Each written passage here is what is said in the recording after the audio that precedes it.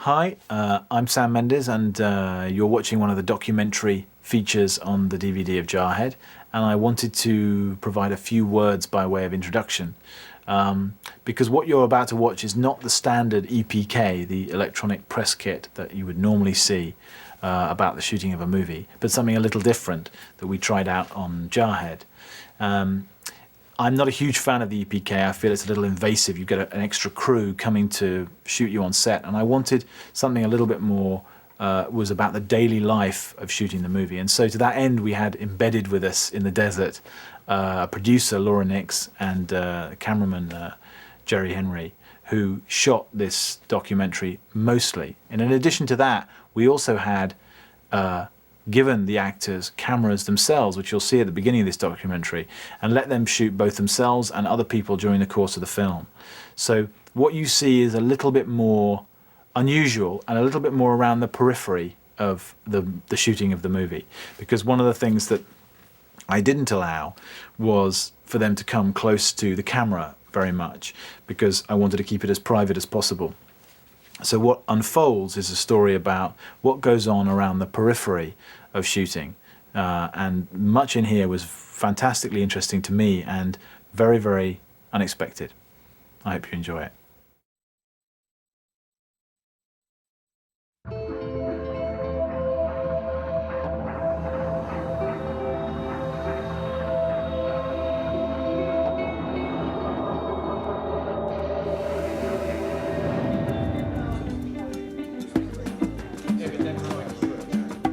This will go into your television, and this goes to your computer when you want to download your photos. Heck yeah, man. I was going to give me one of these. Don't have to now. I'm just going to shoot you for the entire film. I think the most interesting thing is shooting yourself. Me too, I know, but I don't want the world to know that. Dear Diary, hi. We just ate lunch on the first day. Some friends of mine were like, hey man, I was like, I'm doing a war movie. Hey, who you playing, man? Oh, you gonna be Latino in there? Praying and shit, making altars and shit, like all religious. Man, fuck that bullshit. Swafford! Swafford! You cast the people who are best for the roles, the most interesting. Some of the guys walked in and I thought, well, that's what I've always imagined Escobar to look like. But then an Evan Jones will walk in and he'll not look at all what I thought Fowler was going to look like, and he'll give me a whole set of ideas and make it much more interesting, which I thought he did in a way. Got you. You didn't even know. Sam is the puppeteer. We've all been brought here for a reason, and I don't know if we're all so consciously aware of why we're here. Yvonne, how does it feel to be in America, baby? It's okay. It's I okay? like it. I like it. Oh. One of the things that Sam said to me was, I want to create a realism of the environment, and I want to create a realism with the actors, that they are as naive and inexperienced as those in the story are, that they are young men that really haven't understood the contract that they've signed and what they've gotten themselves into.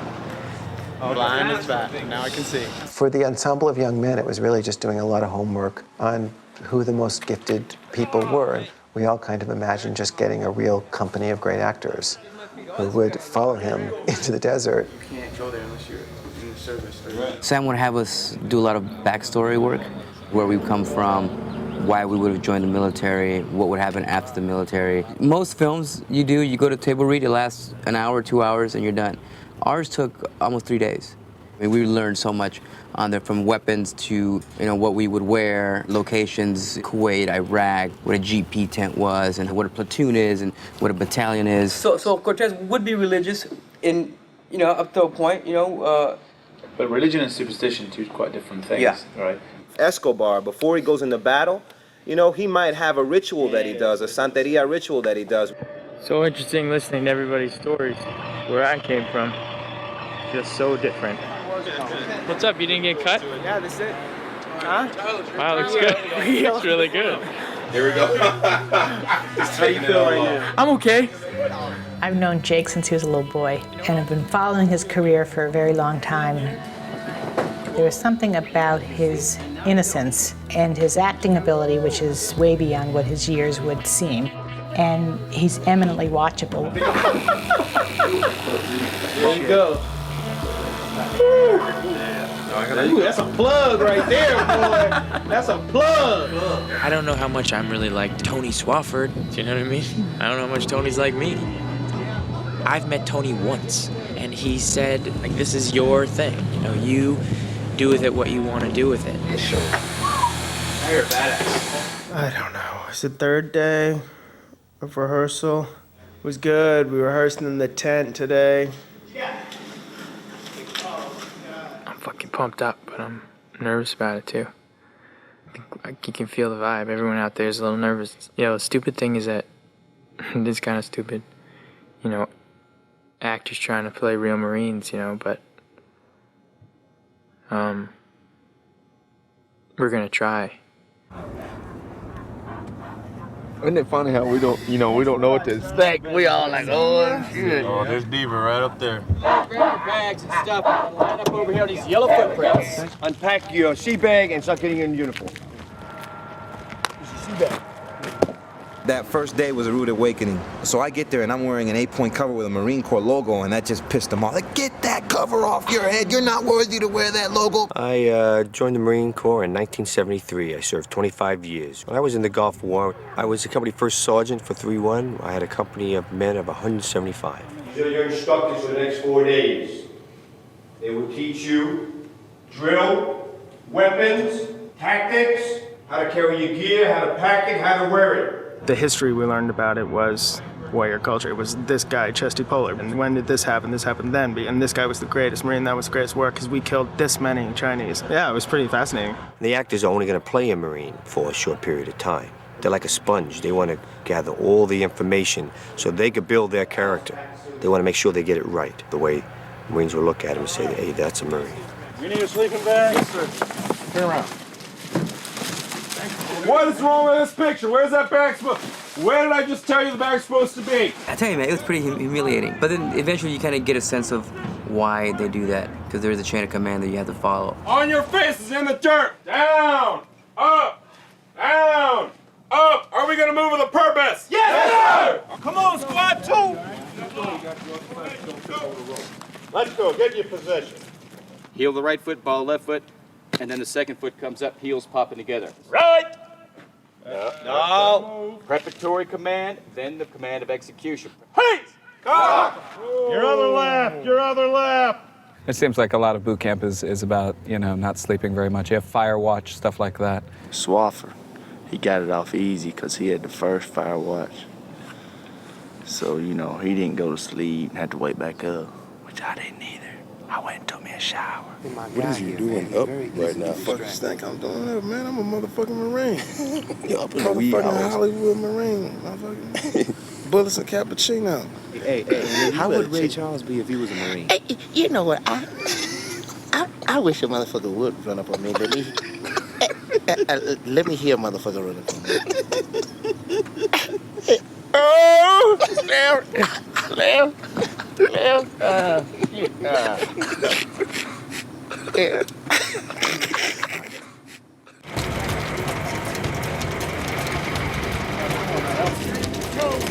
They could have told us anything and we would have believed that we could do it. We're gonna go hiking, they're not telling us where we're going, we're gonna spend the night there, and we're gonna get through it, and we're gonna do it, and we're not gonna complain. This is a hump that these guys are doing. Hike, the forced march. What Deaver's doing is stepping it out, we call it. It means he's hauling ass.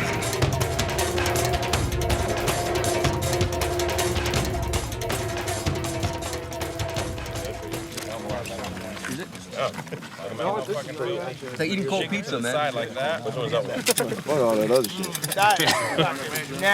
Party. 15. 16. Odd numbers this way, even numbers that way. Yep. Jamie Foxx had to do a lot more work than the regular cast because he had to learn to be a leader, to be in charge, to look after his men. Instead of just following the commands, he had to give the commands. Fall out! Fall out! Okay, I got it. Fall out! Do it again? Fall out! Fall out! My favorite part of it was shooting the weapons. It's a powerful thing that you're holding in your hand, this weapon, and its main purpose is to destroy your enemy. But at the same time, there was something very beautiful about it and very zen about it. You have to become one with this machine. Nice. Fucking outstanding. Hit it. shit! Oh! I'll shoot that off in the Century Club. I'm gonna get some drinks. Going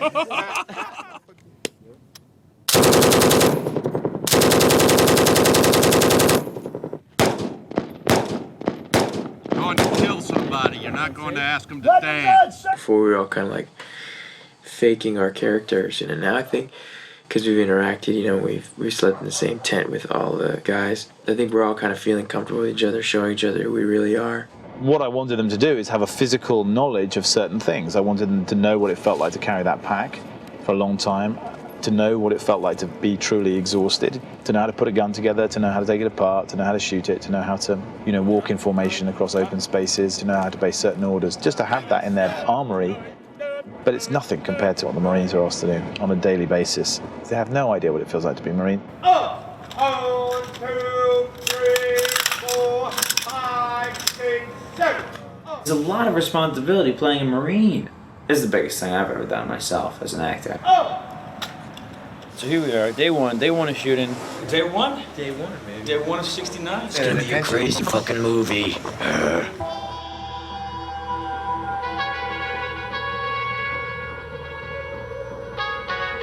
Well, we were certainly hoping we could get military cooperation. We're trying to make a movie that recreated the first Gulf War, and that's a lot of logistics. We did not have cooperation from the United States government. The Department of Defense would have made so many changes that we felt we would have gutted the story. Like many good movies about the experience of serving, I think that the impact of the movie will be much more beneficial to the Marines than negative. Thank you.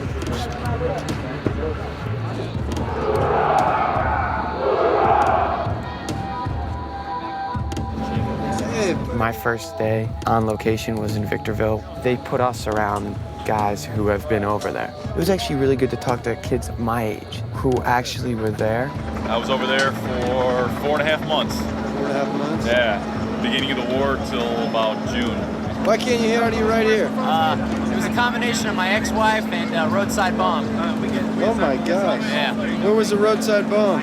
Rawaniya, Iraq. I've had friends that have gone to Iraq and come back different, but how can you not come back different? You're going from shooting targets that are plastic or cardboard, and all of a sudden you're getting shot at and shooting real people. Walk a mile in someone else's shoes. You walking in these shoes, well, it's tough. Gentlemen, I want you all to drink water. I want you passing out. I don't want you hurting yourselves out there.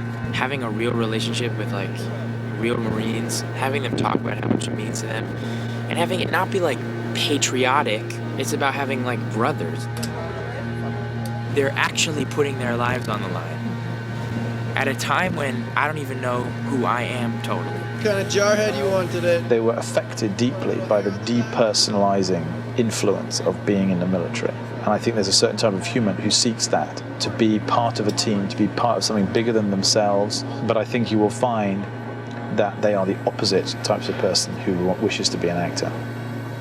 I've always loved psychologically what the Marines' uniforms say. Nothing at all. Everyone looks the same. And there's a reason for that. It is deep in the psychology of the Marine Corps. It looked really amazing. It was incredible to be out there with the helicopters and the Humvees and the tanks and the airplanes. It's as authentic as it could be. The rest is up to us, I guess.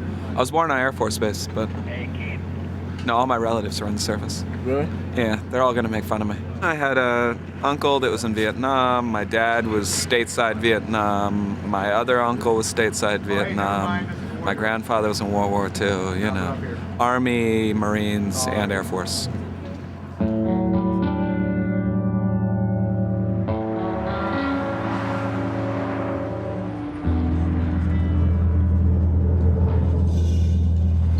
What we remember of the Gulf War is these clean little images of these tiny little bombs perfectly hitting these toy towns, bereft of any kind of sense of, human life. To me, the only interesting thing is to enter it through a person on the ground, because that's where we weren't allowed in this particular war.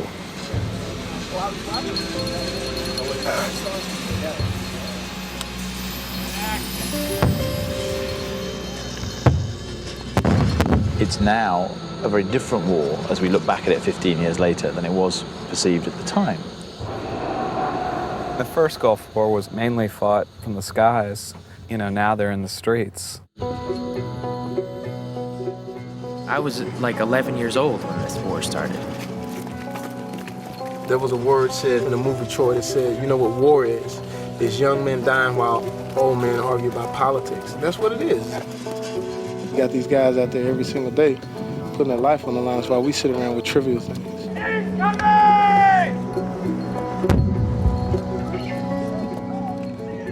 It's a very human story of how it feels to be in a situation outside of your control. Rolling video!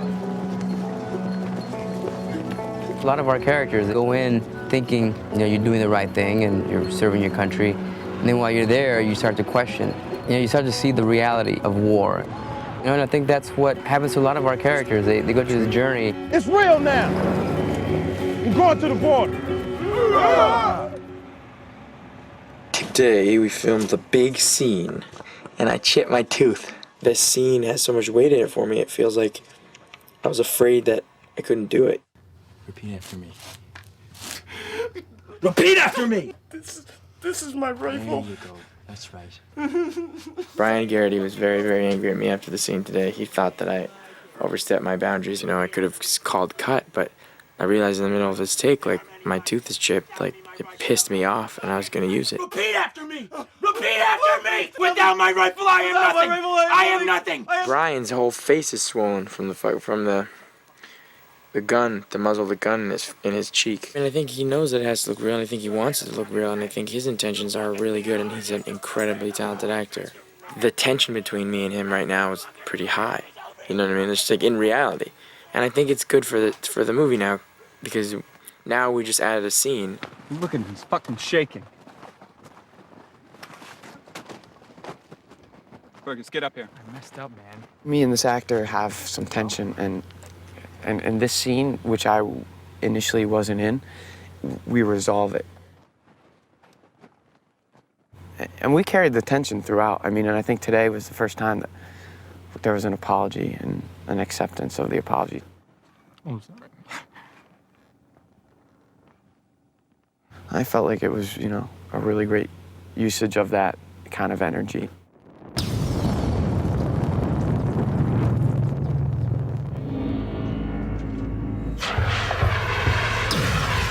People do forget about what happened, you know, in the Gulf War, and just how much destruction went on. I, for one, man, was really freaked out. Being like a father, you know, knowing that it wasn't just adults, you know, there's a lot of women and children, a lot of people trying to get out of the city. That was the first day when it made it real, and you really had to accept the fact that there were some horrific events that went on.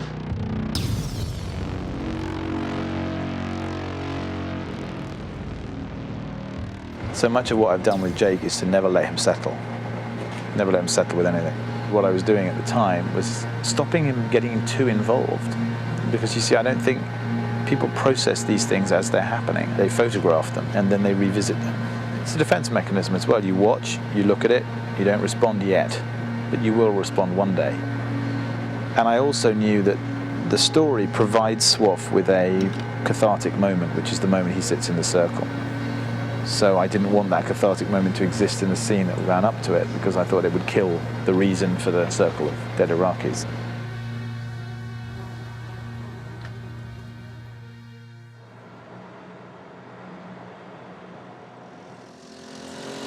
The most creative part of yourself, which you have to awaken at 5 a.m. in the morning when you're doing a scene at 5, you know, is already awake at 5 o'clock at night when you start shooting nights. And your like unconscious is sort of more in action.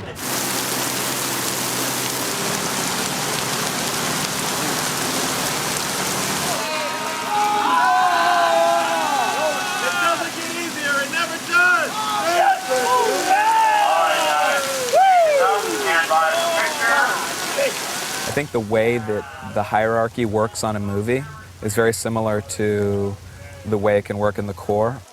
I think it's very appropriate that we have Jamie Foxx in this movie, who, you know, as we're filming it, won an Academy Award, and he's playing our staff sergeant. And in the movie, he's sitting under an umbrella while we're loading sandbags in the rain.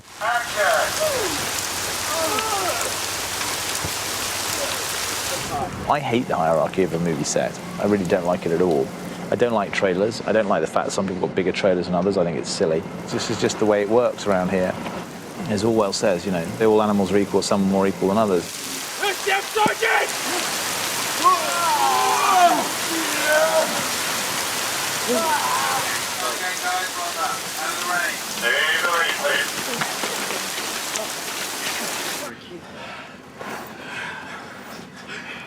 Dude, thank God for heaters and towels.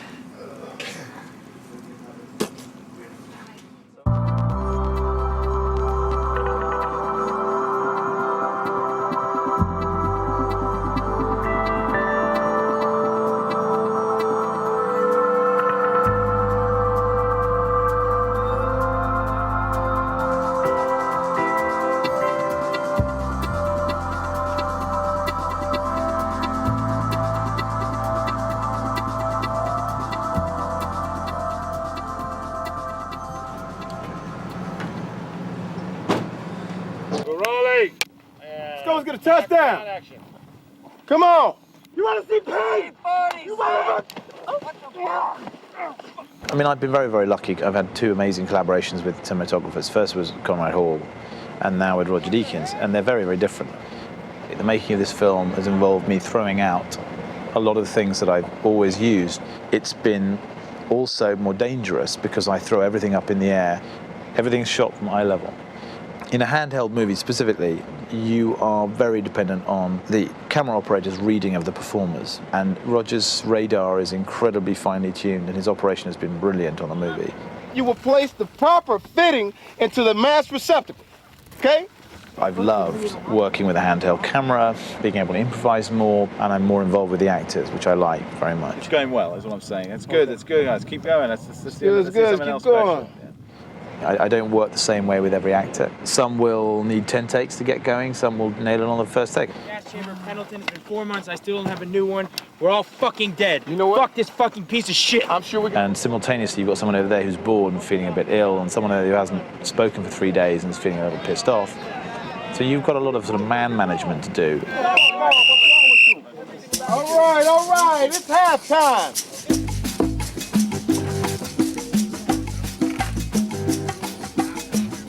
Hanging out with guys, it's competitive. The actors in general are competitive. No, I wasn't raised very, for lack of a better word, macho. So it's kind of been new for me to adapt to that and realize that kind of philosophy. Like all male casts in plays, or all female casts in plays that I've directed, it always turns into a fight. There's some element of throwing these guys into the petri dish and watching how they interact that is also what the film is about. Hey, Sam! Go back to dog.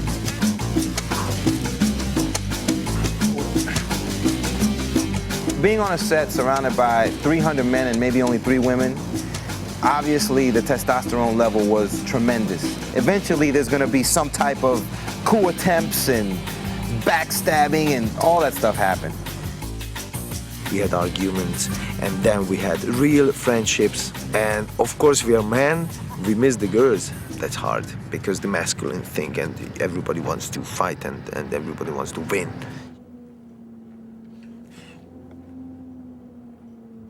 Fucking, I don't know anything anymore. Don't know what happened. Every fucking day blends into everything else. It feels like the same day for the past 2 weeks. And the sun is just like... The sun just gets to you, man. And like here, it's just like, even when we go back to our hotels or whatever, like, it's just such, it is a foreign place. Seeing nothing but flat land and just open space, it gets kind of crazy because you're used to seeing buildings and trees and cars and things of that nature. And just to be in an open land, it kind of does something to you.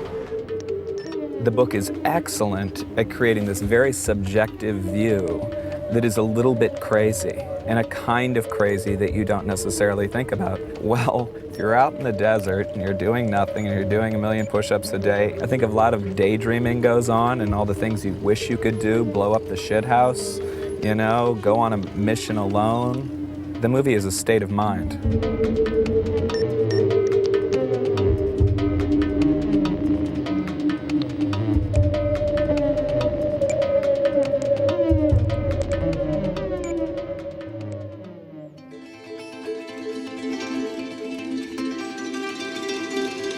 You take someone away from their car, their clothes, their family, they're left with just their physical being and their mental being and their spiritual being. The moment that material world comes back to them again, they have become slightly less interesting as actors because they are not pouring all of themselves into what's on camera. It's very difficult for these guys sometimes to sublimate who they are and where they stand in the world and put that on hold and just be a body. Because at the end of the day, it's all you, me, or anyone is when you're in that situation. You're just another body.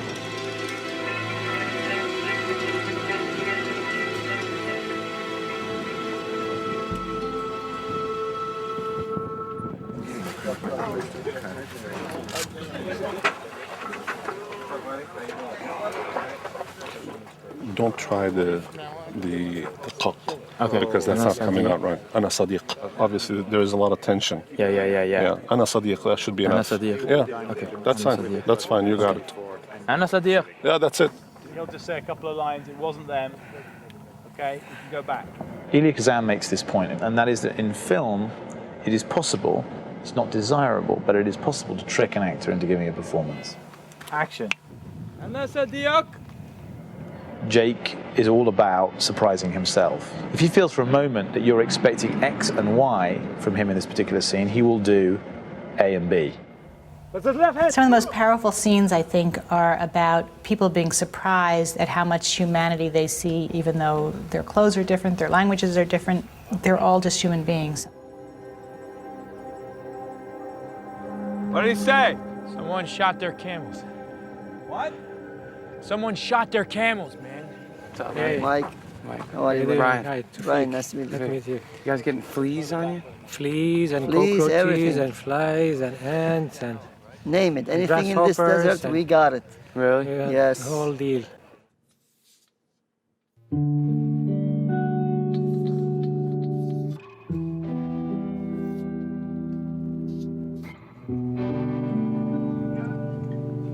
Got it!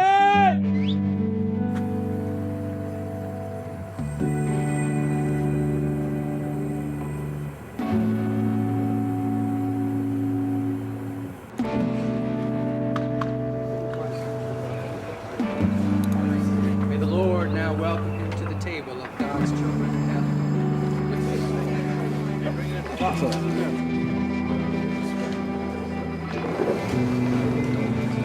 This movie has been a lot about not conjuring up something that I think the story's supposed to be, but just letting it be. If I can't deliver in the same way that people expect me to deliver a scene, like sitting over a coffin and I'm supposed to weep, what's that supposed to mean? Or it's like, and he's surprised in parentheses, you know, like, fuck it, maybe I'm not surprised. Wherever I am is wherever I am. Sam created an environment where like we feel safe to do whatever we need to do. I think he's got just the right amount of manipulation and support. To have a director who appreciates who you are, who's not like making you into something else that you're not, is unlike any experience that I will ever have again.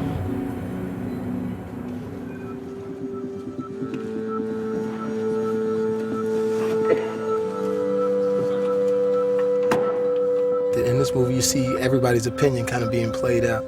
You get a chance to see everybody's side. I'm on the side of the Marine. Oh, I thought you wanted us walking over from here. No. I want to honor their experience, and I think the way to honor the experience is to acknowledge the difficulties. And I hope that that's what this movie does.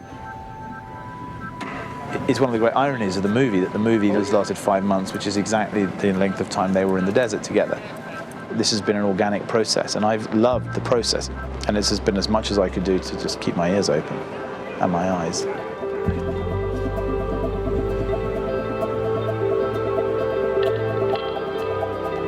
Hi, it's Sam Mendes again, here to introduce another documentary on the DVD.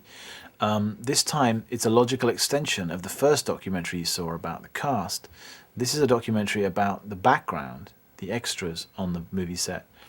And it seemed ironic to me that in a movie about the grunts' experience of the war, so many people who were forgotten or who were cut adrift in the desert for all that time, that there would be a feature on this DVD about our own set of people who were the grunts. It seemed quite appropriate that buried in amongst these guys, and indeed you can see them in the movie, our video producer Laura Nix, who was the boom operator in the football scene, and Jerry Henry, who was the cameraman. They actually featured in the movie also as background, and many stories emerged just in the way that stories would emerge from individual soldiers fighting in a war. Many stories emerged that were really very touching and unexpected, and I hope you agree.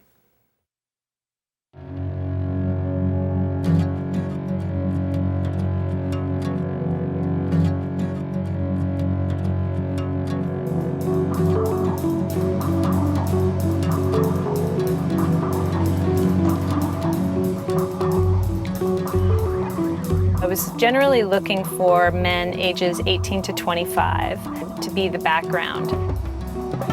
We would do open casting calls in all of the different locations that we were shooting at in order to see what we could pull from the local community. It's a depressed area, so I contacted the job fair to see if we could put a booth up. Then there was a rodeo that was going on in Brawley. So we had a booth at the rodeo and we were also in the parade. Putting the finishing touches on our float last minute. Universal Pictures will be filming Jarhead, a major motion picture in and around LA, Victorville, and El Centro. Searching for men of all ethnicities, ages 18 to 40. And if you're cast, all positions will be paid. We had guys that were truck drivers and short order cooks and insurance salesmen, real estate salesmen, unemployed, car dealers, mechanics, auto detailers. I mean, we had people from everywhere working as extras. You are a bad motherfucker, man. A bad motherfucker. You're a badass motherfucker. I'm gonna kill some motherfuckers. You are a bad motherfucker. A bad motherfucker. You are a bad motherfucker. A bad motherfucker. A couple of people I talked to, left their jobs as restaurateurs for a month or two to come and be in the movie. I live in Victorville. It's on the way to Vegas. Me and my friends, we didn't have really nothing to do working at the M&M factory. They weren't working us full-time anyways. So we decided just to check it out. I want to be a director. I don't even want to be an extra. I just want to watch the director do what he does and the actors do what they do. Most people in the Imperial Valley don't get the opportunity to do stuff like this. They're not from LA. This is their first time being on a movie set. I think it's pretty interesting.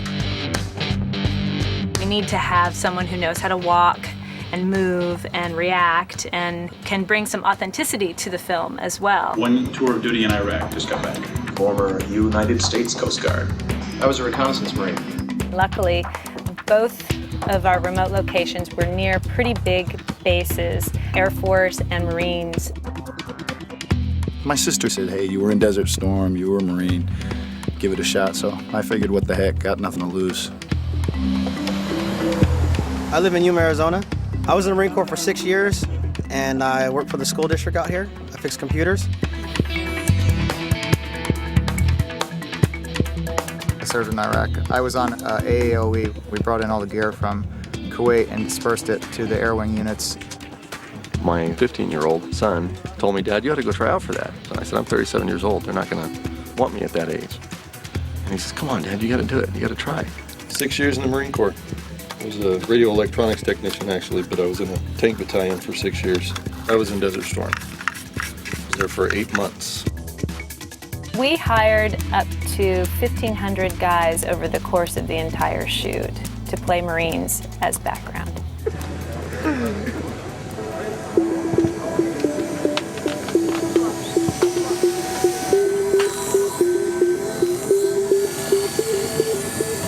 Dude, you got silky hair.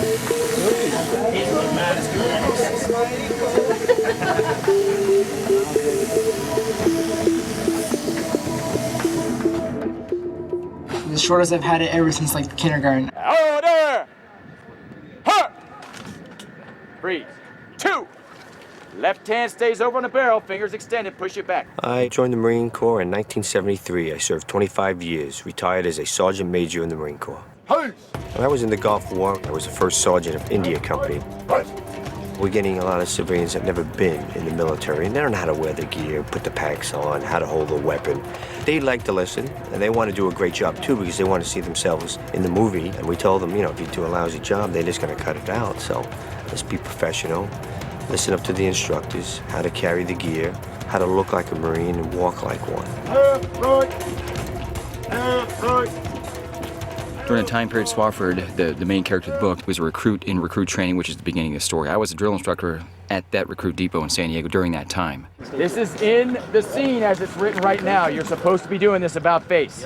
I'm having problems with keeping my feet like together. So let's practice it together. I'll stand in front of you and you mimic me. You take the right foot, go back. Pick this toe up here. Don't even use that toe. Now pivot. All right, much better, much better. I was a 0861 in the Marine Corps, which is a forward observer. I was in a unit called Anglican. This over here is where we keep our M16s with the M203 grenade launchers, our M249 saws. These are all rubbers. We gave these to a bulk of our extras in the background. I got guys in front of me, their boot blouses are all screwed up, their laces aren't tied and tucked in properly. You know, I square them away. I tell them how to fix themselves, man. I say if they're going to wear the uniform, wear it proudly, because there's people out there dying today wearing that same uniform, so don't disrespect it. I was actually surprised with the amount of stuff they let us do. They were just asking random people, hey, have you ever driven a Hummer before? And like, I know guys that were like 19 years old, couldn't have possibly ever driven a Hummer. Hummer, hook me up. Like, I don't even have a driver's license. And I was like, 5-ton. The guys who had no training quickly learned because they saw that they could make more money and do more stuff, which is really why they were wanting to be a part of the whole thing anyway. They got me dressed, they gave me a haircut. They're like, you're a Marine now. March. Hoorah!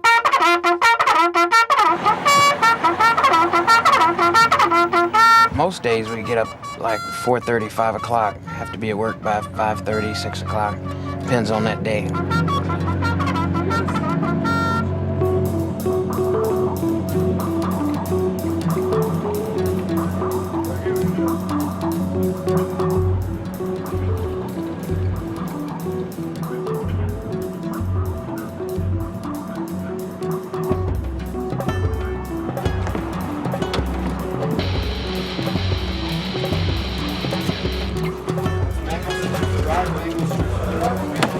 Didn't go, recruit.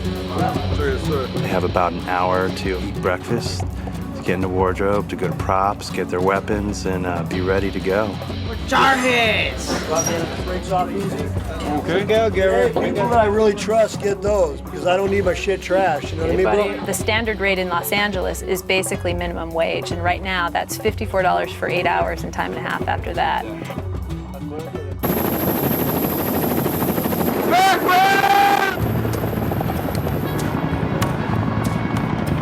When you're looking at the movie, it's like, man, it looks easy, but when you come out here and actually do it, it's hard. All I want to see is 2 lines when we move out. Can we do that? 1 man behind the other. It's pretty hardcore sometimes. You know, they're yelling at us. We got to be in formation. We got to take care of our weapons. We got to take care of all our uniforms. We got to carry all our gear, all our Alice packs. Our stuff's light and it's still heavy. Come here, Nick. Over the shelf for me. One guy was sleeping with his weapon, and Chris Gibbleson took his weapon away from him. Because right there on public street, sleeping without his with his weapon right beside him. Didn't even know it was missing for an hour. No fucking around. Everybody understand that? Yes, sir. Okay, professional out here. Big thing on this show that took really seriously is the firearms, even though they were fake, you know. They were given real explicit instructions on how to deal with them and what to do. This is not a real gun. This is a rubber gun. Let me see it. Take a look at that. No clip. All plastic. This one guy just kept sighting in, which means you point the rifle. I went up and I said, at 10 feet away, you can't tell that's a rubber weapon. Stop pointing at my crew. But I saw the guy flip his gun around like a baton. He was gone instantly. Hand on the trigger's wrong. Popping this thing's out wrong. Background action! Be kind of mundane, almost monkey work, but we tell them to go to point A and they should know how to go to point A and then go to point B and then go back to point A when we reset. Just start right here. That'll be your cross there. You have 2 guys coming this way and you're gonna have a vehicle moving that way. Someone ever walk around with their stuff like this? If they're walking from their tent or they had to do something? Yeah, you might. you know? Walk from one tent to another tent? Yeah, exactly. I've had more background on a daily basis in this movie than ever before. I mean, it's been really a challenge. We had up to like almost 200 extras, plus the crew and everything. I'm amazed by how they get everything to work finally and how they actually get the film going. I'm on the back of the truck and we're in the middle of the desert. You don't notice the difference. It could be Iraq.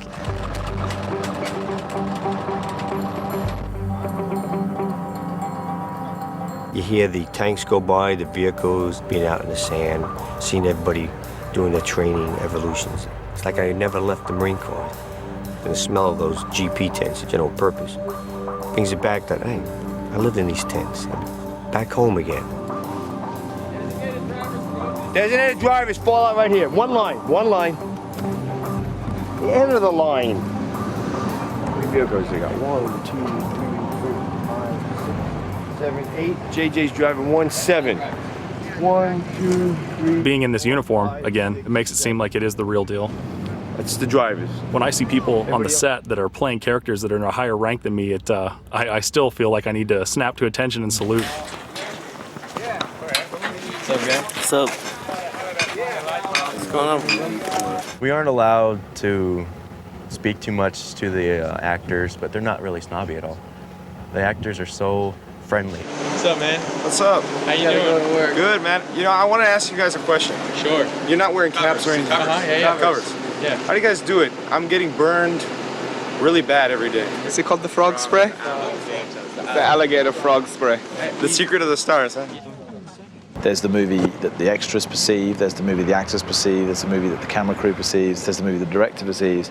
But the most difficult movie to watch is the movie the extras are seeing. So they're standing out for 8 hours at a time, they don't have any water breaks. You know, it's tough. It's probably tougher for them than it is for the actors.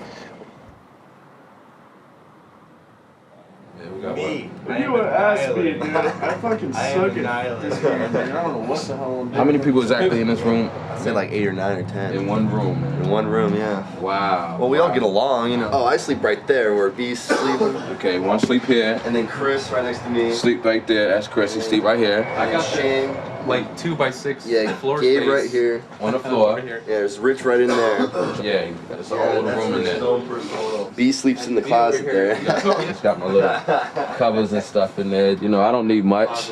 Man, this is gonna turn into a straight up Marine barracks right here. And from what I've seen, that's exactly what it's been, you know, Marine barracks. We're just getting crazy. It's hectic at times, staying in like one room with like 5 people. And so, why do you guys do that? To save money. Yeah. So you paying for your own housing, basically? Yeah, pretty much. We're paying for our own housing. You got people from Victorville, LA. I'm from New York, Detroit, Las Vegas. You know, all of these you know type of people mixed into one room is crazy. But we're learning a lot from each individual, which is a cool thing to do. I was in the Marine Corps. I got out as a sergeant, made sergeant in less than 4 years. Wow. He doesn't look like a Marine, huh? Well, I look pretty harmless. Yeah, I went to the Middle East for a few months. I got to do Operation Determined Response, which was when Bin Laden attacked the USS Cole. I was in Africa when it happened, and we were called in to do security for the USS Cole. Wow. Did you re-enlist? Well, I chose not to re-enlist. I had the option, so I could go to school. But I mean, if I get called in, I'll go in and support my country. I mean, you gotta fight for what we have. So who's winning in the end? Everything clear on that side, tucked in, Thomas? The Marines were generally nice. They knew how to work things. They were usually the guys driving the trucks and in charge of the bigger lines and doing stuff like that. And they told us what to do. That's what they tell me. Right. I guess just leave it there for now. Yeah, so you'll definitely need your helmet on. Good. Ready to go stand around and be some press corps officers again. Good stuff. Hoorah. On a set, Marines always tend to shine a little bit more because they're used to the pecking order. They're used to, here's your private, here's your PFC, here's your lance corporal, your corporal, all the way up the ladder. Sam would see that, and you could see it. I mean, to the untrained eye, you could spot out who those guys were. And those guys were the ones that he wanted to feature because your eyes were instantly drawn to them anyway. and having them in a leadership position would kind of raise everybody. Press corps guys can kind of. It'd be nice if we can get them all in. That would be I can get them all in, one if you want, that's not a problem. Go ahead. So Laura, when you come up, you got your stuff? Yes. You come through, Josh here will help you. When it comes around and time to go, Shannon, you drive. As a captain, I wouldn't drive. Yeah, that's it. I could tell you that. That's fine, then Gilbert's driving. Gilbert would drive. Gilbert, you're driving, okay? So The Marines always have a little bit more of a cocky swag or maybe a little bit of an attitude, but not a bad attitude. It's more of a confidence. The way they walk, the way they carry their weapon, things they would do, how they carried their gear, how they just shut up in line and turned in their prop gear and didn't complain. Actually, I really appreciate them being here because I could say, hey, tell those 50 guys to get in the truck, shut up, and head to set, and it would happen. Because that's the way they work, you know? I actually really like those guys. I was glad they were here because they would help me get through the day. That was kind of a weird, natural, sociological thing that happened. I never planned it that way. Shannon comes up and he says, you look really familiar. And he goes, I got a picture of you. And I said, oh, you do? I blew up this photo and I brought it into Rock and I said, is that you? I said, I remember meeting you. And it's me standing on this vehicle with a night parka on and my boonie cover kind of curled up on the sides. I'm looking through some binoculars and I've got my radio operator climbing up onto the vehicle to get next to me and the American flag waving off the back. He says, you have the only photo of me in the Gulf. And I said, well, what are the chances of that, you know? He was one of the tankers who I helped out, and it was, I mean, immediately bonding. You guys are really doing a great job. And scene. I appreciate it. I appreciate it. I know that. It's Shannon, the guy. I work for Rock today. I can't listen to you, man. Rock's not here. I gotta watch his weapons. If anybody gets kind of freaked out over explosions, and I'm being serious, you don't have to raise your hand. Just pull me aside and go, I don't know if I can do this, bro. And that's okay.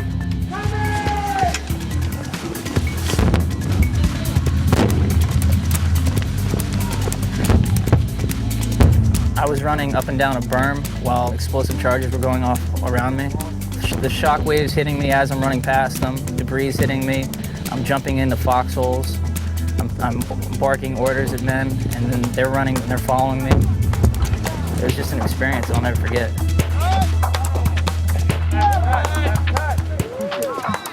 That's great. Fuck yeah, dude. Smell like shit though.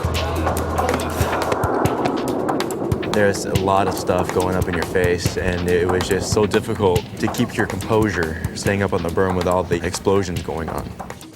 This is all stuff that I did in the Marine Corps. I was a forward observer with Anglico. My mistake was standing on top of the berm and watching these guys through my binoculars. This is what I watched. This is what I would do with my binos. I'd sit there and I'd watch the enemy and I'd bring the planes in. I'd watch the plane come in so I could clear them hot, and then I'd go back and I'd watch the enemy get taken out. It took me quite a few days to get out of it. I mean, I actually had to go back to Los Angeles for a couple days and just take a break from being in the desert and hearing planes and stuff. And then that's when my girlfriend had a little talk with me and said, you need to work this out. When we first sat down in the tent, I sat there and I felt really uneasy. And I got kind of almost claustrophobic and started feeling like everything was just really close in on me. The anxiety kicked in and I got up and walked out. And I stood outside and I was just kind of shaking my head going, man, what's going on? You know, I'm not feeling good. That smell took me back to something that just shocked me back to another time.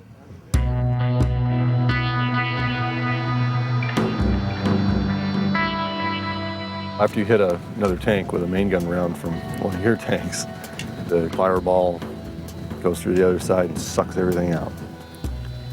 You see the bodies inside the tanks. Things that you don't like to think about when you realize what you've done to someone else.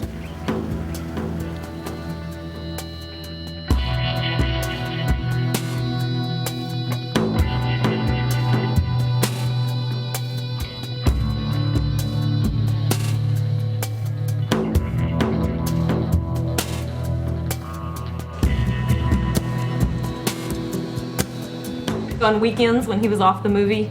He was very jumpy. He was a little difficult to deal with at times when he'd come home because I don't think he knew how to deal with it and he didn't know what was going on until he finally realized, and I guess it was from talking to some of the other guys out there that were having the same issues.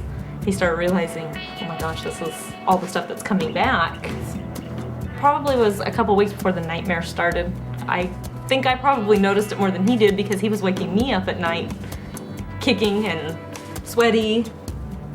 And he finally got to the point where he'd tell me, you know, it's bringing up too much stuff. I said, well, do you want to keep doing it? Well, yeah, I don't want to quit. The similarities between what I was doing on the film and what I had been through brought all this stuff back up. And then especially when we started doing the filming, the actual firing and the tanks and all that kind of stuff, that just brought it all back to a head.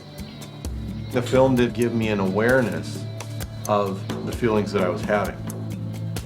It's actually kind of helped me because now I can deal with it and I can say, okay, this is why I'm feeling this way.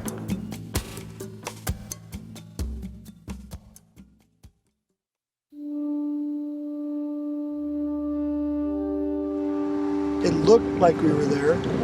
It brought up a lot of old things, and it helps to be able to sit down and talk to somebody who went through the same thing you went through, especially somebody who you met there, somebody that you actually helped there, that actually knows what you've gone through.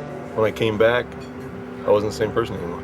Yeah, my current relationship with my girlfriend was suffering pretty bad because I was just an ornery asshole. And that's what I was just saying. I mean, this show's made me come to terms with a few things, and I mean, it allowed me to understand that, you know,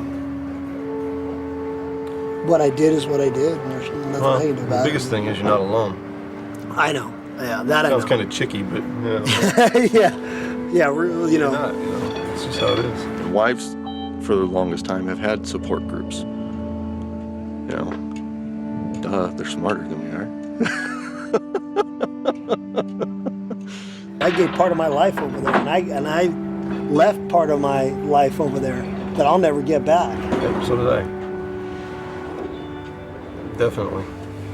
I will never be the same guy that I was. As much as I try, as much as I want to be for my kids, as much as I want to be for my family, as much as I want to be for my girlfriend, I'm not. I'm trying really hard, but it's not going to happen. I've seen stuff that I can never get out of my head. I've done things that I'll never be able to forgive myself for. Doing a movie about the Gulf has made me come and deal with the ghosts of my past. It's made me face things that for 14 years I didn't want to face.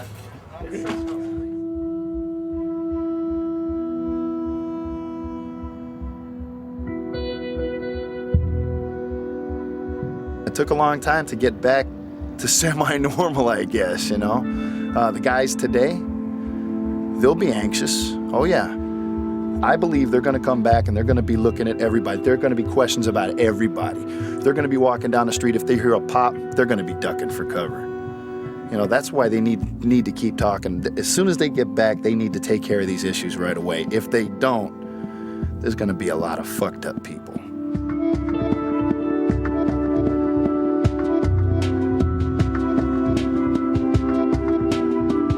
Since we last talked, the Marine Corps prior service recruiter called me and asked me to come back to work. It's my duty still, and I think that's the right thing to do, so I'm going back in. The possibility that I may go back to Iraq or Kuwait or somewhere is there. Some of my friends just left about a week ago, so I don't know if I would go on a second wave if they needed me, but we'll see what happens. For all those guys out in the sandbox, our hearts are with you. We hope you come back soon and safely. I'd like to say hi to my dad, David Henkel, who's out in Iraq. I already lost 2 friends from this war, and, well, this is just going to let people know exactly what goes on. I have friends who are still in Iraq.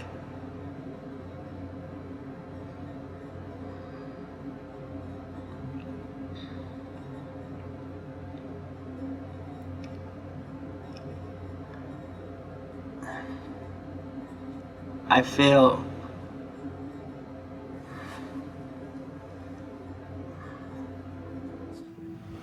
The atrocities of war aren't just committed upon the dead, they're committed upon the living, because you bring back everything you see. Whether you think about it or realize it, you do. And throughout time, those things eat away at you subconsciously. The big differences between people like myself and Rock Galati and some of the others that were doing the film and the guys who are going over now or have just come back now and are about to go back over, we've had a lot of time, 10 years, 12 years, to sit back and try and figure out what it is that we went through. Because a lot of times you don't even realize what you went through. Because your brain will only let you process what it feels is safe to process. And for guys that are coming back now and then having to go back 3 months later, they haven't even had time to process what went on, let alone worry about going back.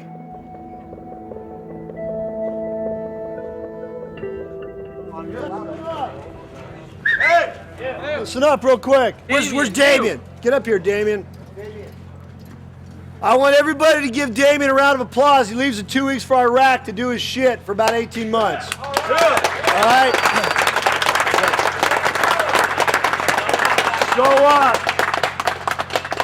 So keep him in your prayers. You know, keep him in your heart. You know, and thanks a lot for everything, brother. All right? Thank you. Be safe, okay? Cool. Yeah, man. All right, thanks. Thank you. Thank you, Rock. If they do decide to take me, I will go. And I'll fight hard. Dad, you better go back. Be safe, man. I will. All right, take care. Thanks. He seemed a little shaken up, though. Younger kid, and I don't think he'd been out there. So it's kind of ironic. He's been out here playing soldier for 2 months, and now he gets to do it for real. That's my email address, right? Roger. Right? Keep that just between you and I. If you need anything while you're over there, you fucking get a hold of me, okay? Roger that. All right. Thank you, Rock. Be safe. 884.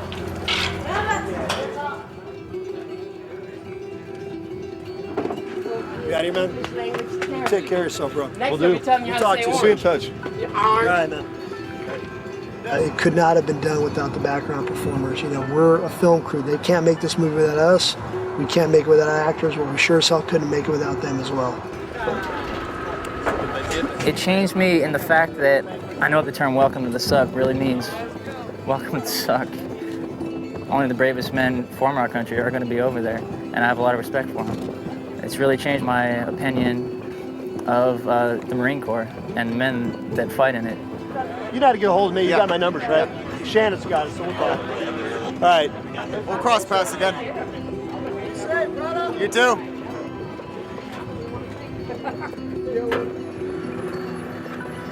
The inner turmoil of a person in a situation like that doesn't usually get shown. There's individuals holding these weapons, and there's individual thoughts going on. I don't think I'd ever would have broken down like that, but I think that's what this movie's done for me. It's over. Time to get on the bus and go home, relax, get some sleep, start preparing myself to go back to active duty. This experience, I believe, has enriched my life. And it may just seem a little small part, you know, being an extra in a movie, but it is an honor to portray a Marine, and I have a newfound respect for what the Marines go through.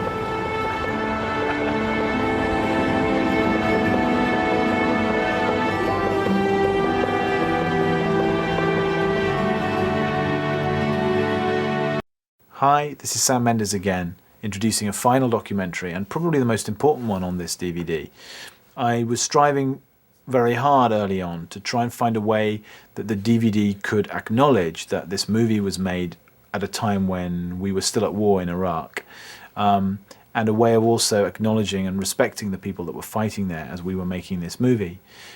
And to that end, I talked to Laura Nix, the producer, about collaborating with Tony Swofford, who wrote the book, on this documentary, which is about some of the Marines' experiences when they return home 4 of them are returned home in the last few months. It's now 2005 as I speak to you. And one of them is a Desert Storm veteran who returned home all those years ago. And I think you'll find some of their stories remarkably similar to what is portrayed in the movie, and some that are totally unexpected. And I was really taken and blown away with this documentary, and I'm thrilled that it's on this DVD.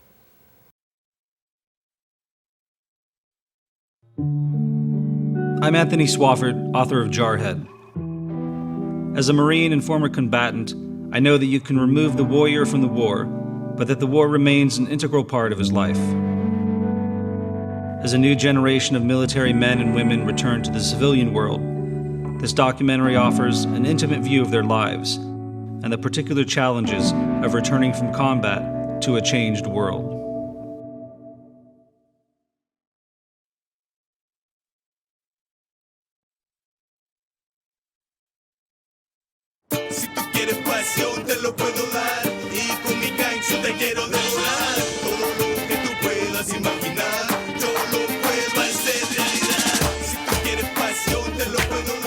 You remember that guy that you told me about Battlefield Fitness? Hey, do me a favor, see if they could get me a job there, because I want to work there. I want to work at a gym. I joined the Marine Corps when I was 18, right out of high school. You know, people always remember Marines. They, you know, they're hard. You know, they're crazy, and people have a lot of respect for them.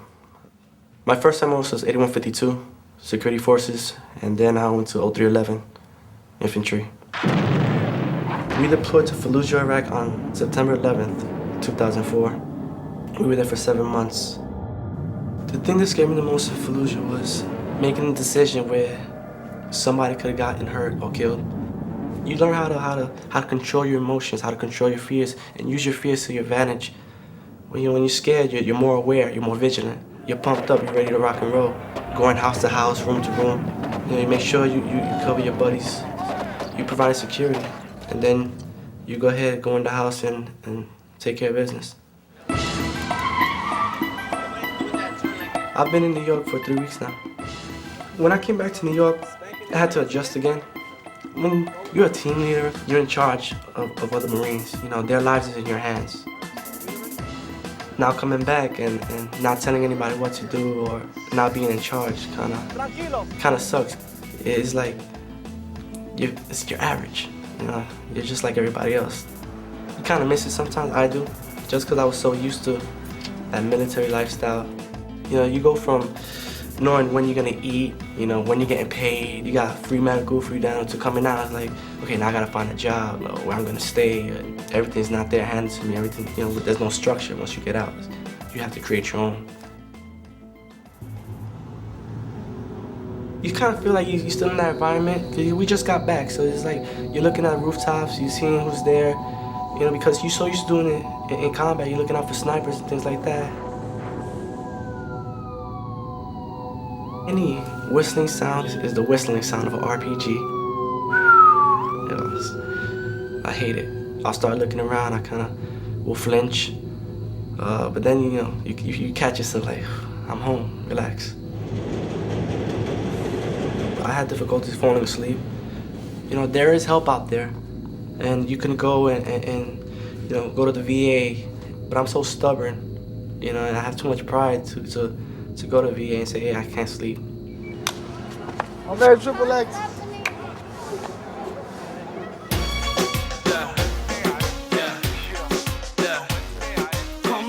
I've known Robert for 3.5 years.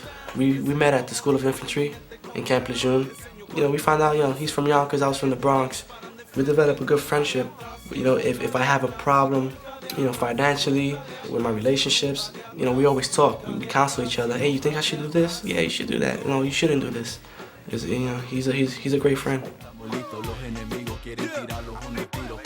I like to drink. I like to have a good time. We used to train hard and party harder. That's the way we say it. When you come back home, they don't like that. They don't understand. Like, you're too wild. Marines drink a lot. We like to have a good time. I like to keep the party going. Go stand over there. What are you talking Go about? stand over Was there. it that obvious? Go, yeah, it's Was it? Go stand over Was it there. my body language gave it away? Yeah. You're gonna fuck with me. You feel safer with a Marine, to be honest. It's like, you know what to look for. You see a group of Marines and everybody's got each other back, everybody's watching each other sick, so it's funny. I know a lot of people that are going on their third tour back to Iraq. I mean, you know they're well trained, but yeah, you do worry, you know, you hope they come back. What people need to know is that I volunteered for this. This is something that I said I wanted to do. I wanted to be a Marine. It's made me a better person. It made me appreciate life more. You know, the little things of life. What's up, Mama? What is he? Joe cut his hair. I am. What's up, baby? Oh my God. I'm his older brother. I mean, we grew up in a pretty violent neighborhood with her gunshots and gunfire, but it's different when they're shooting at you and everyone is shooting at you and it's in your face. Now he's home and it's time to look forward to the future. You know? Camping, fishing, baseball, trash talking. I'm very proud of him, very proud of him. Look at you. It's the first time I met her. It was great to see my niece for the first time. And she was born when I was in Iraq.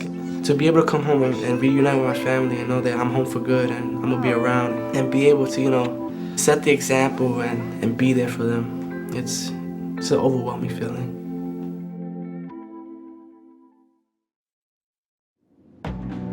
I came back from Iraq a week after the president had declared mission accomplished. There was a red carpet, my wife did a big, huge flag at the end of it. We're walking down there, the line on the way there. And his family. That first time you step into a shower after you've been in Iraq was amazing. I never forget the sweet smell of actually having trees around. So just coming from a hostile environment to a peaceful environment. The transition back home. I still had to, you know, convince myself that I was alive.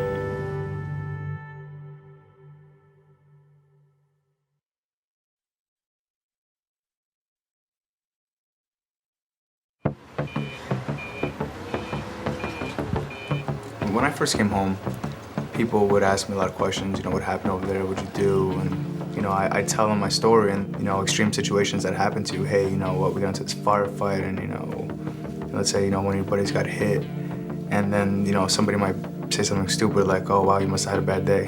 And you're just like, you know, I think this chair you're sitting on understood more what I was saying than you do. If you come up to me right off the bat and say, how many people did you kill? I'm gonna get really angry at you because I think it's very disrespectful for you to come up to me and ask me that question. Even though we were in engagements and a lot of battling, I can't say I was responsible for taking any one person's life. With that being said, do I think about it? Yes and no, because I realized that had I not, you know, acted the way I did, then I might not have come home. I've been home for about 2 weeks now, delivering beer for my family. This is my Uncle Alan and his partners and my dad. It's a family operation.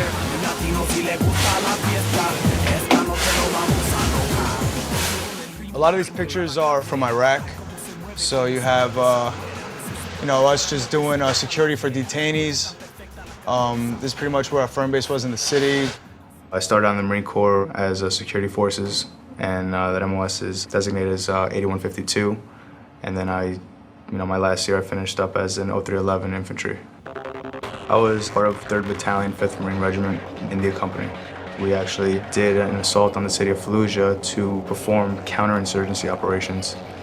Fallujah has been noted as the biggest battle since Vietnam.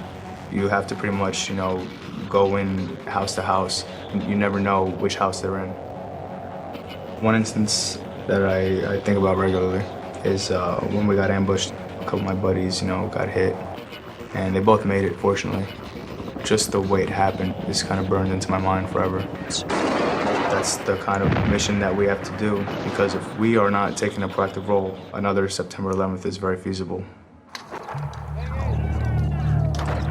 I was having problems, you know, just going and doing normal room clearing, which I realized that I had a remedy. I was hearing some kind of, you know, engagement going on, and it brought me to a thought that I've had prior to that, and it kind of gave me like a sense of false reality for a moment. I was kind of like, you know, hesitating at the door. That is not something that I want to be doing because I could jeopardize myself or my fellow Marines. My command was extremely supportive. I went and saw a psychiatrist while I was over there, and he helped me to understand what was happening and, you know, describe like the hypervigilance and hyperarousal, which is all normal in that environment. And that helped me out a lot, you know, gave me some exercises to relax, and once I, you know, got my head together, I was, you know, back in the fight. I want to go bar hopping. I have a very close friend of mine, Angel Serrano. He's my battle buddy. If I need help, he's there, just somebody to talk to. Good luck. I'll be here. No, you're going with me. It's nice that somebody's been through almost exactly the same thing you have. Yeah, Angel's pretty much, you know, part of my family.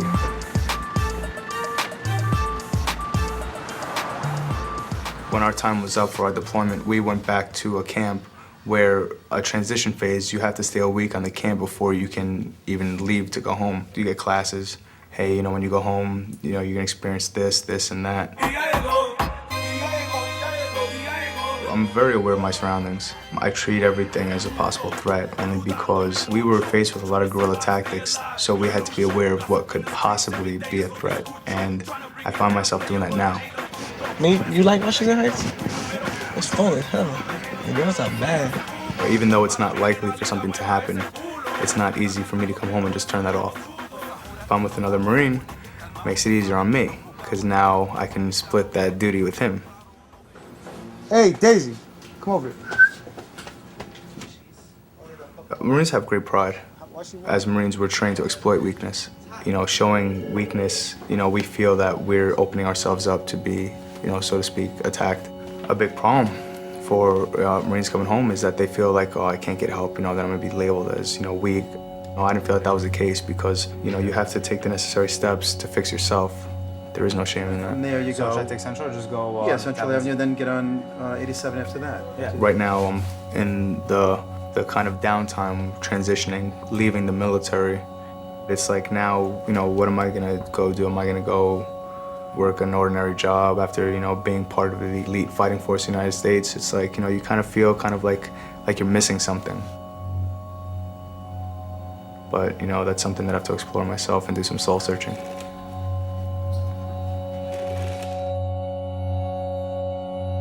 You come home and, you know, everybody says you're a hero. Personally, I don't feel like a hero. I feel I was a Marine doing a Marine's job. The real heroes are the ones that didn't come home.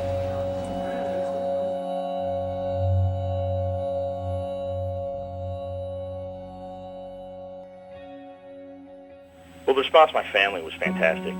They really The gave only me thing that was going through my mind is, am I going to be the same person when I get home? When I came back, my parents treated family me didn't accept very hands-off. When I arrived home, it was just an amazing sight. I don't know if they were afraid to ask or didn't want to know. But I have to say that my wife was really wonderful and gave me the space I needed. I didn't think people were going to like me when I got back home. Back in the Because I world. definitely changed.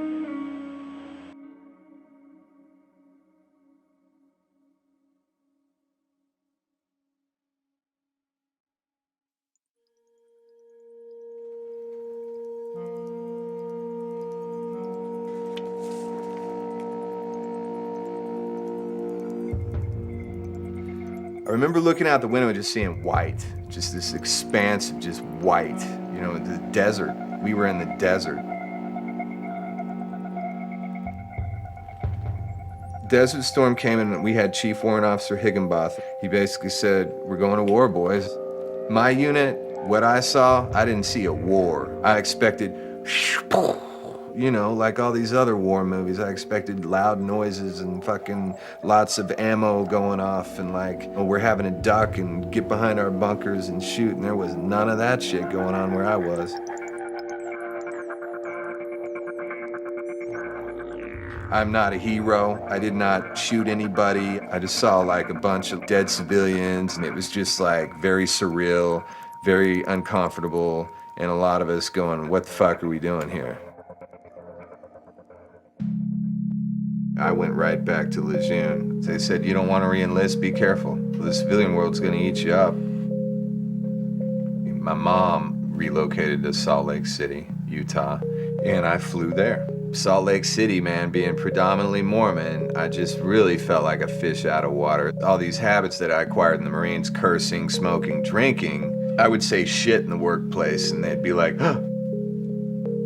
I actually went to University of Utah right away. I told them I have the GI Bill. I did some paperwork. I got my first check. I looked at it. It's not even going to cover tuition. The academic environment, it opened my mind up immensely. I mean, I was very flag-waving, quasi-Republican, wanting to fight for my country before, and then got out and started getting all this knowledge and started reading all these books, People's History of the United States by Zen, all these things about our world and why we fight wars, and I changed because of it.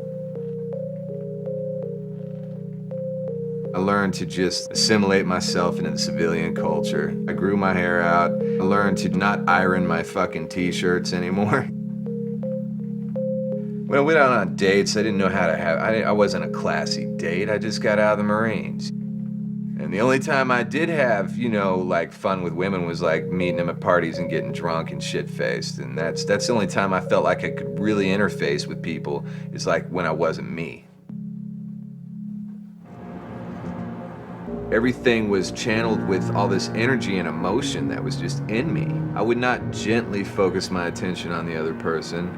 I would intensely put my attention on the other person, and whatever they said I would filter out, and they were always wrong and I was right, because I was a former Marine and I knew better. There's nothing like the feeling of being with a group of, 10 guys who have your back in any situation. I think that's why they said the civilian world would eat you alive, is because you're used to having things done for you, and you're used to being with a group of people who really and truly care about you, and society in general, it's just not that way. I just remember getting out and going, what the fuck do I do now, man? I had a substance abuse problem. I was bitter. I had a lot of anger. We go to the military to learn how to kill, and they open up that in us. We're kind of conditioned to be a certain way, and when they don't decondition you, you got to do it yourself. And then sometimes, in my case, it was the long way around,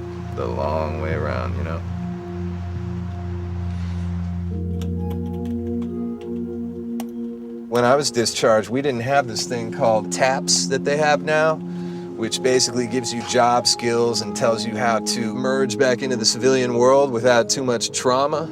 I didn't have any of that. The only thing I knew how to do was type a little bit and shoot off mortar rounds. We don't know how to adapt to a corporate environment. It's tough sometimes trying to find a job. I tend to work the range $10 to $15 an hour.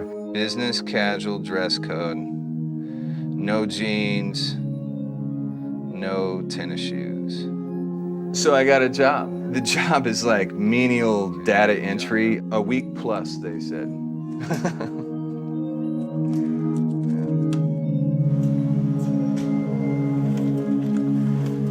When I went to Utah, I took acting classes, and I found freedom. I found a way to express myself like I never found. Being vulnerable in front of other people was hard at first, but then I found, it's easy. I tend to be cast as the crazy guy, the psycho, and that's no accident, because that is an arena where I can take this intensity and do really well and play a convincing bad guy.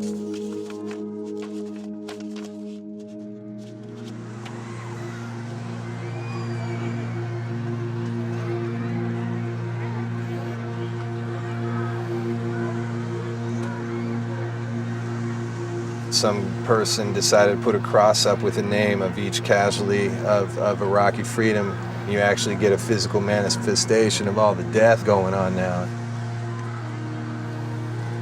Man. 19 years old, man. That's your typical age for Marine right here. I knew how young I was when I went, and how naive, and how I was just starting this journey of life,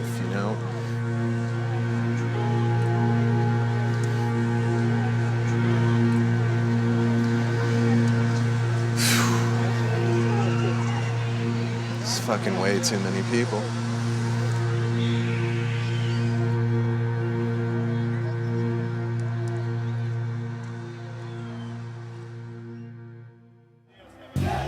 When I came back from the Marine Corps, I immediately enrolled in law school and took advantage of the GI Bill. Because they've been told what to do for so long, they don't know what to do when they get out. I couldn't afford to just go to school. I had to find a job, and that was... So what do you do for the Marine Corps? I said I shoot a machine gun. I feel I came back a little bit more mature. Either LAFD or NYPD. I know my wife talking like it. She wanted me out of the military to begin with. You're no longer in the military. Hey, I handled Iraq. I can handle 4 years of college.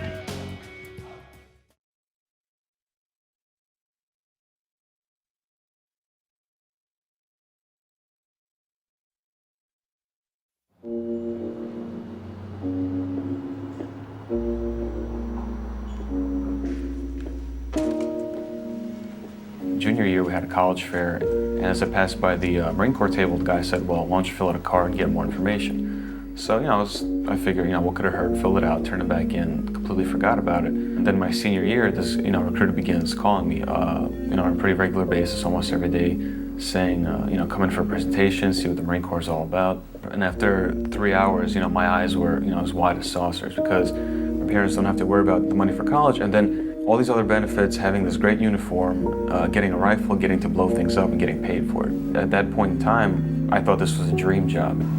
I mean, some people have, criticized myself and criticized others who have, who enlisted in the military that you have to be stupid not to think that you could go to war when you're joining the military. But if you ask any 16-year-old kid what they want to do or what they want as far as a career, they don't know. They're not sure. My MOS was 2311, which is ammunition technician, or ammo tech for short. We got to Kuwait February 14th of 2003. March 20th when we crossed the border into Iraq. Nice shot. I looked across whatever city was nearby, and there was our infantry and firefights with the Iraqis, and all you could see was just, it was just rounds going this way and then rounds going that way. And then every once in a while there'd be a 500,000-pound bomb that goes off. You see like a, mushroom cloud. So we're traveling, and the vehicle in front of us kicked up a lot of sand and dust. We weren't able to see their brake lights or anything like that. The way that the howitzer it's towed like a trailer. Extends about 16 feet beyond the brake lights. And this thing went through where the windshield used to be, brushed my right shoulder, and came out the back of the cab. Had it been another 6 inches to my left, I obviously wouldn't be sitting here right now. I think a lot of the uncertainty really messes with your mind, and it's too much going on in a very small amount of time. It was actually before I got out that I noticed that something wasn't right. I didn't know what it was, but just felt that something wasn't right with me.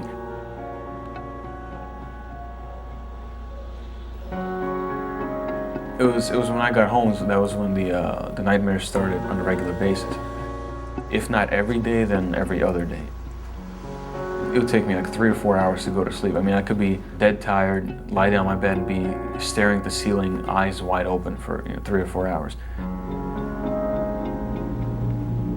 That was just compounding all the rest of the problems, like anger, anxiety, irritability. There's like a clearer pathway between being normal and being calm and extreme combat mode where you're ready to tear people to pieces.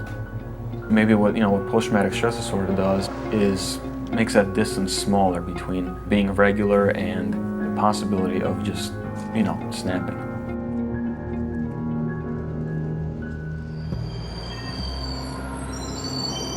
It's kind of strange being 22, having already gone to Iraq, and I'd say it's a lot more than most people would go through it up to this age. I started the spring semester at Brooklyn College at the end of January. Went there for a while, I was doing okay. Then it got to the point where, I didn't feel like leaving the house. It's very difficult to focus. Sitting in a classroom full of people that did not know what I'd been through didn't sit right with me.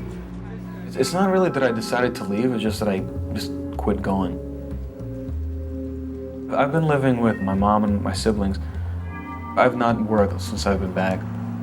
One of the things you're told when you go into the military is that whatever job you have will somehow transfer over into, civilian life. With my job, ammunition tech, it's, You know, it's not like cannoneer. I mean, with the cannoneers, those guys, they're screwed. I mean, what are you going to be, you know, the guy who fires, you know, the cannon in a circus or something?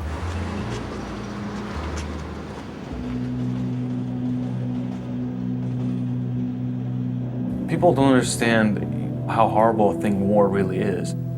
I talked to Vietnam vets and they were saying, well, you know, time of Vietnam, everybody knew somebody that had been killed over there, and it's getting like that. Something inside me clicked and I realized we should not be over there, this war should not be fought, and just this feeling you have of being just betrayed and used to the ultimate end. There was a peace rally in Manhattan. I wasn't doing anything, so okay, I showed up. And I was really surprised because there were veterans from World War II, you know, Korean War, all the way up to the current Iraq conflict. And it really, you know, opened my eyes. And from there, that's, you know, how we started Iraq Veterans Against the War. For some time, I thought that I had no right to talk about Iraq because we hadn't seen as much as some other units, because we hadn't, you know, lost anybody. But then I came to realize that this is my experience, and I'm not comparing it to yours, but, you know, this was messed up, and it messed me up as a result.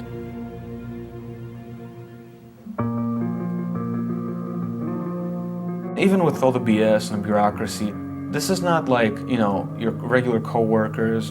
You become, in a certain sense, closer than family. You depend on each other. Before going to Iraq, I didn't care about politics. I still wasn't old enough to vote. But it really, you know, opened my eyes to how millions of people throughout the world were affected by this. I didn't hear about post-traumatic stress disorder until I'd been out of the Marine Corps for about 4 or 5 months. Well, I mean, I was diagnosed with PTSD when I came back from Iraq. As soon as I closed my eyes, all I could see was explosions. I was crying all the time. Once you face death, you're never ever the same. Pretty much every day I I drink. didn't have other Marines around me to talk with about it. And it's a sign of weakness, and I can handle it, and that's one job. You can't solve your own problems all the time. I can solve my pancakes in the morning. That's about it. But I can't solve my emotions.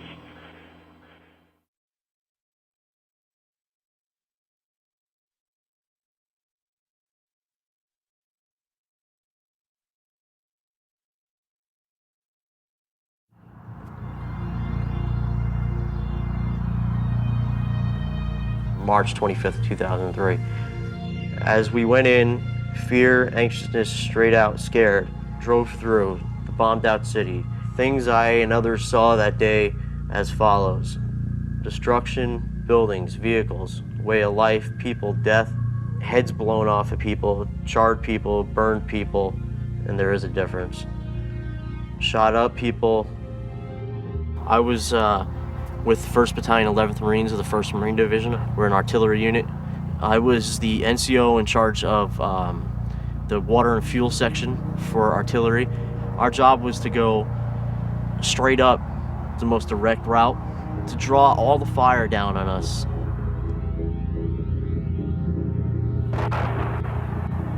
God, I remember crossing the line of departure and the adrenaline's pumped up so high, it's like a drug. You feel your endorphins popping, you're totally into it, you know? I mean, this is like the pinnacle of everything you've trained for, and it's an awesome experience. I feel like what we did was a noble thing. All you had to do was just turn on your TV and see what happened. We freed 25 million people. You know, how many people can wake up every day and say they did that? In a way, we would all like to go relive that. I was out 29 June of 03. There was a Vietnam vet that I had talked to, and he told me the feeling you'll have when you come home, it's the greatest feeling you'll ever have in your life. And it was. I wish every day that I can live that feeling of coming home.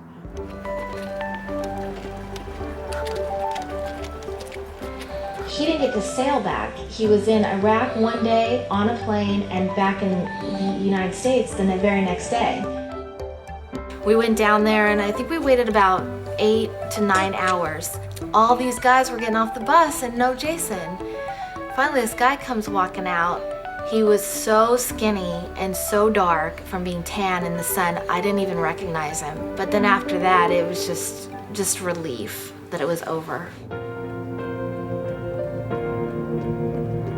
I swear, nobody uses turn signals in California. The transition is just hard. You know, I remember walking into a supermarket and, you know, I can't remember if I had tears come to my eyes or I don't know what it was, but I just felt like I was in another world. He would wake up in the middle of the night and be looking for his rifle and thinking that somebody was attacking him, and I would have to, Jay, it's okay, it's me, it's just us, you know. I think what happens is your adrenaline gets pumped up so high, and when you come back, it plays havoc with your mind.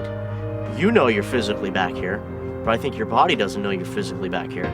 If I watch something on the History Channel that shows something about it, I can feel myself sweating. I can feel everything, you know, popping up again, you know, and it's almost like you're there again. And the way I dealt with it when I got home, I put it off. I think I just put it off for a long time, and then I wrestled with it a lot in my head. It's that warrior culture that I think makes it hard for the individual Marine to come out and talk about this stuff. Not until 2 years later did, you know, I start going to the VA. They help out a lot. At least the guy I'm talking to, he was an Operation Iraqi Freedom vet too. They have a basic PTSD sheet, and they're asking you, it's like 7 different questions or something like that. And depending on how you answer, they'll tell you, you know, you either have, you know, full-blown PTSD, you have some symptoms, or you have nothing at all. After talking to the VA counselors, talking to somebody that has been there, I think that's a much bigger difference than just talking to some regular old Joe Schmo counselor. When you walk out of there, for me at least, you feel a lot better.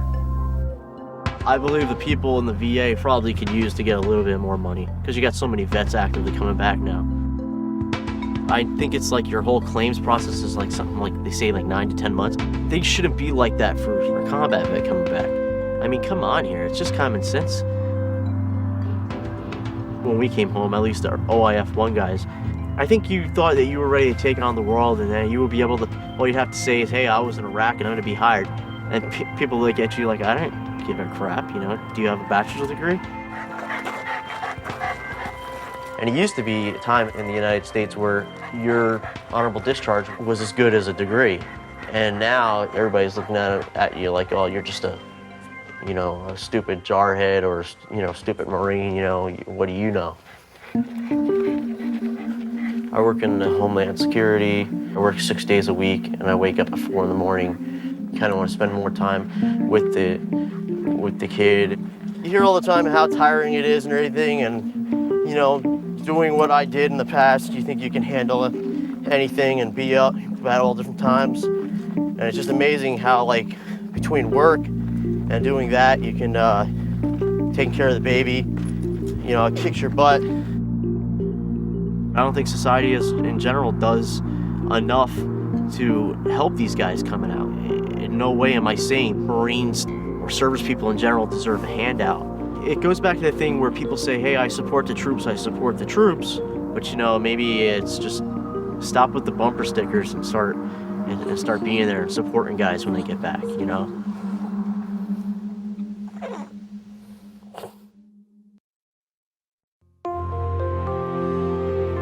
These former Marines fought at different levels of intensity and in different battles. But one thing they share is a commitment to telling the veteran's story with admirable honesty. The difficulties of the transition to the civilian world often go unrecognized. Yet they are paramount to understanding the returning combatant. The gravest duty a nation asks of its citizens is to fight. And the nation must support these veterans upon their return.